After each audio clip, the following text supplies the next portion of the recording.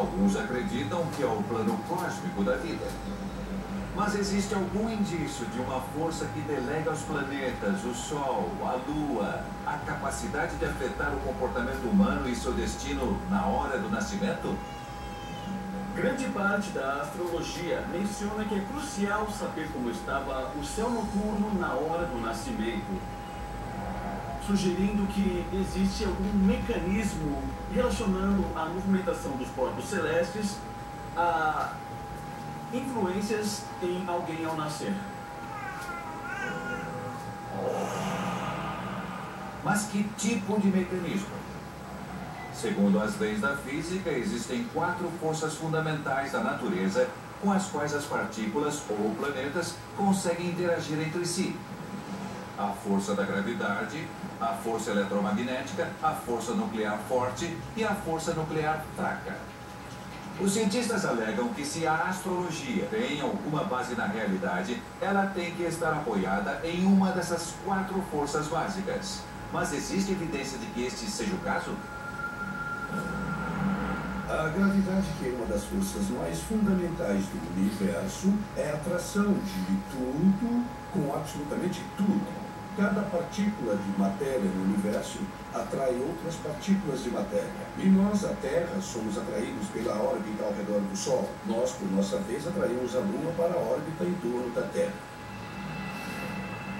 Será que a gravidade seria o motivo pelo qual os corpos celestes afetam os seres humanos na Terra?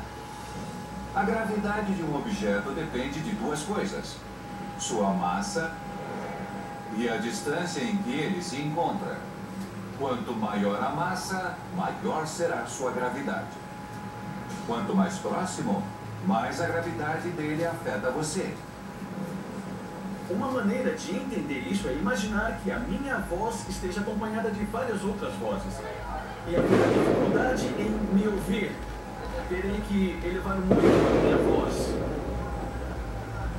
Mas se os outros forem embora, os efeitos de suas vozes, mesmo que em número maior que a minha, na verdade, vão enfraquecer e produzir um efeito significativo menor do que eu aqui sozinho falando com você.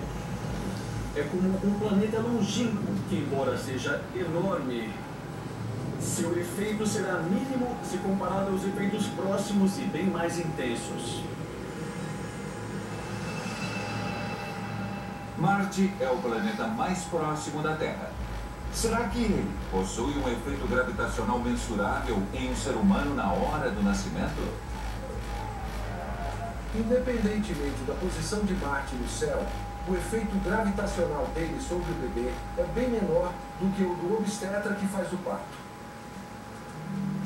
O obstetra tem menos massa, mas ele está bem mais perto do que Marte, portanto o efeito gravitacional é bem maior.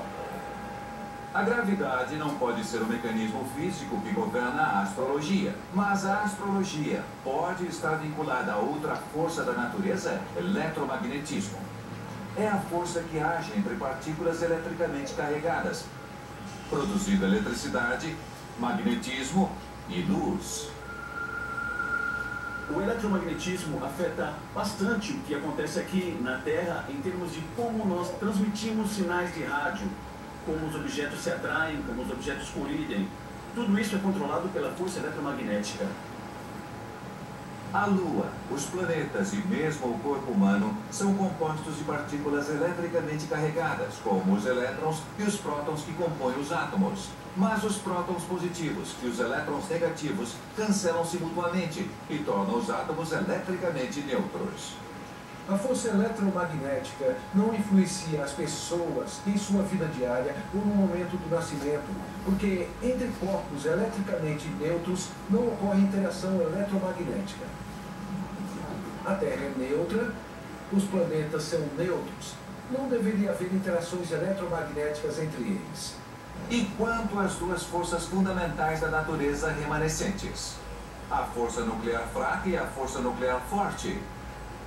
A mais poderosa de todas as forças, o que mantém unidos os núcleos atômicos e que formam todos os entes viventes.